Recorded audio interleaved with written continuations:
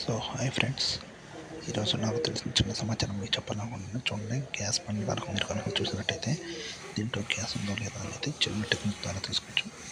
ఒక గుడ్డ తీసుకొని తడి చేసి దాన్ని కనుక చూసినట్టయితే దాంట్లో గ్యాస్ అనేది మనకి క్లియర్గా అర్థమవుతుంది.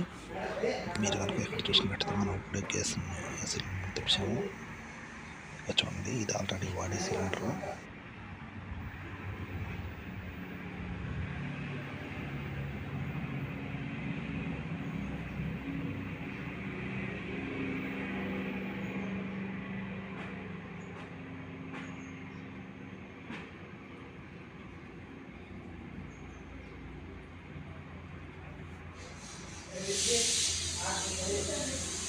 చూసుకున్నట్టయితే ఇక్కడ దాకా